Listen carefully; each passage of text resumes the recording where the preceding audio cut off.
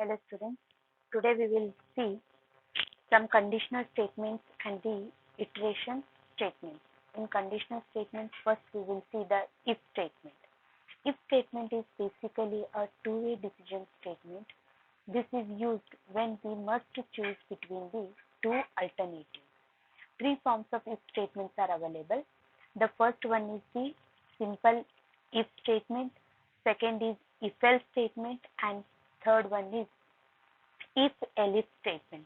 This is similar to the first one is similar to our normal if condition, second one is if else condition, and third one is nested if else condition. This is the syntax here. If command is successful, then you have to execute the statement. Okay, as we have to write the opening flower bracket and the closing flower bracket in case of if statement. Here in the C language, here we have to start our if statement with the if keyword, and we have to end it with the reverse of if, that is F5. That is if and the F5 will be there. Then in the second form will be the if else if, else F5 will be there. So if condition is successful, then execute the statement. Else, if condition is false, execute the statement and close the condition statement with the F5 keyword. Then next is nested if else. If condition is successful, then execute the statement. Okay, else, once again you can check the condition, that is else is there. Then execute the statements, else execute the statements here, and F5 will be there. Okay, here is how it works. If the command succeeds, the statements within then block are get executed. If the command falls, then the statement within a else block will be get executed. Just to remember the syntax here. So here we will see one simple example, a script which will be used to check whether an integer is a positive or the negative number. Okay. So here, if you enter any non-zero number, you are just going to read the number. Then we are going to check if entered number is greater than 0. If the condition is true, means what? The number is positive. If you have not entered the number which is not greater than 0, means this condition will become false. So control will come to your else block. Then this block will be get executed. Here, enter any non-zero integer 5. Then what will be the output here? The number is positive. Okay. Then next is while loop. To carry out a set of instructions repeatedly, shell is going to offer the three features, namely while, until, and the for. Okay. While is here. While syntax will be while condition is true, then do the execute the command. Okay, and the else and the end. The statements enclosed between the do and then are executed repeatedly as long as condition will be true. Just see the example, a script to display a message 3 times using the while loop. Okay, 2 times it is going to display, that is less than they have told, not equal to. Okay, first it is 1, okay, number is less than 1, welcome to the shell programming, display. Then number is equal to number plus 2, number plus 1. So now what is the value of number? 2. 2 is less than 3, yes. So once again you will get executed. That number will become 3. 3 is equal to 3. Okay. So here it will be get executed. It will be get exit here. Okay. So repeatedly 2 times it will be get executed.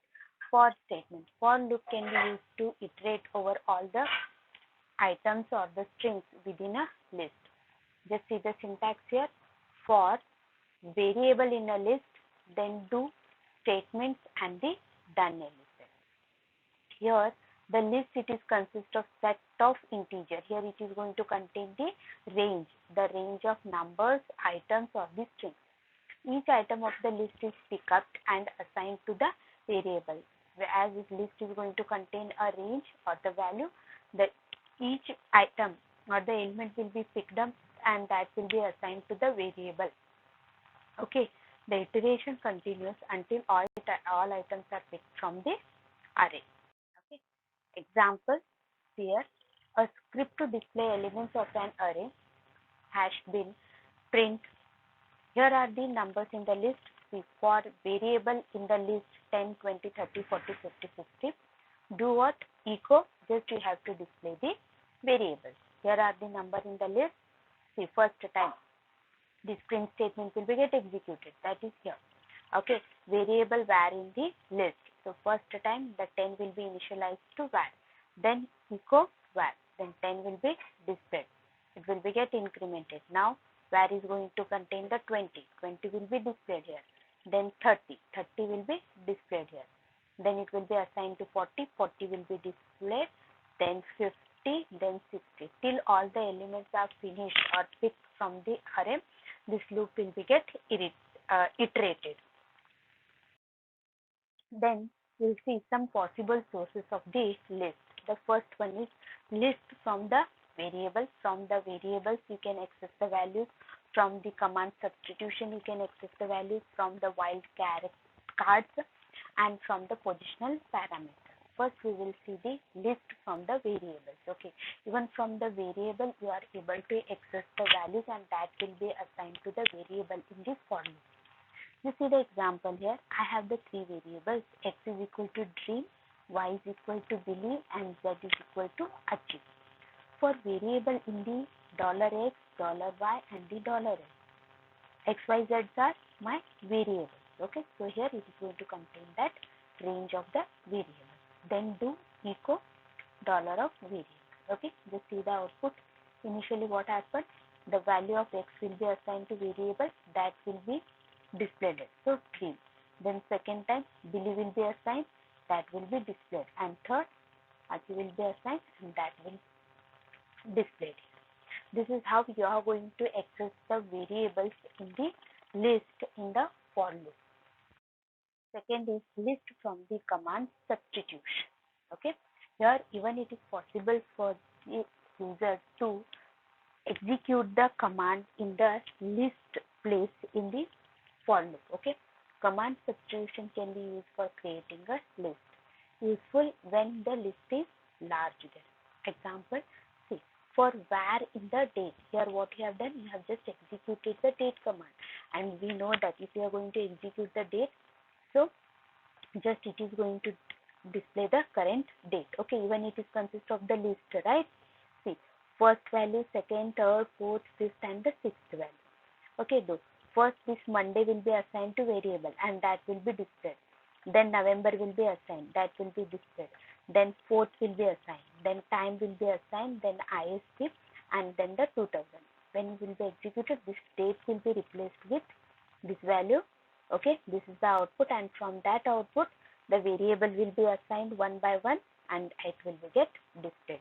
So list which will be used in the for loop, even it will be used from the command substitution. Then list from the wildcards. The shell can use wildcards for matching the file names also. Example here, for file in star.pdf means I am just accessing all the files which will end with the .pdf. Okay, so star means what? 0 or more. So here it is going to display or it is going to contain all the files which are ending with the .pdf. So here echo printing dollar of file, then lp hash of file. Okay, here .pdf. So only two files are there with the PDF extension, chapter1.pdf and the chapter2.pdf. Even here wildcards can be used in the list here. Then the fourth is list from the positional parameter. Positional parameter means what? Command line argument. Okay, so a script to read and display a positional parameter using the for loop. Here for variable in the $star means what? It is going to contain all the command parameters which you have passed while executing the program, right? Or instead of that, even it is possible, when it is even you can use the another one positional parameter, that is dollar and the @. Okay, then just you are displaying. So here how you have to run program 4.sh. Here you are passing the three parameters A, B, and C. So this A, B, C has been present in the dollar star. At the first iteration, A will be assigned to variable that will be displayed. Then B will be assigned to variable, then B will be displayed, and then C will be assigned, then C will be displayed. Okay. Then next is case statement. It is similar to our switch statement. Case statement is basically a multi-way decision statement. This is used when we must choose among many alternatives. This also handles string tests but in a more efficient manner than if statement. Just see the syntax here. Case expression in pattern 1 statements, pattern 2 statements, pattern 3 statements, and just here. How we are going to end these? Case, the reverse of case, ESCC. And in the C language, we are to terminate the each case, you have to write the break statement there. So instead of that, here we are using the double commas here. Okay. Here is how it is going to work. Firstly, the expression is matched with the pattern 1. If the match is succeeds, then the statement 1 will be executed. If the match is failed, then the expression is matched with the pattern 2, and this process will be continued. Each statement is terminated with a pair of semicolons. This can match only strings but cannot handle numeric and the file tests here. Okay, your case statement, it is going to match only string but it is not going to handle any numeric or the file tests here. Okay, see in the test we have used the three forms, numeric, string and the file, so it is going to work only for the string. However, this can also handle the number but treating them as a string. This is very effective when the string is fetched by the command substitution. Now we see one example here. Okay, see a script to display. So enter a grade from A to D. Read the grade and case will be grade, and depending upon the entered grade, that pattern will be get displayed. You see the output here. Enter the grade A to D. Then I have entered the B. For B, what is there? Well done is there. Well done will be displayed, and then your grade is will be the B. It is going to be displayed.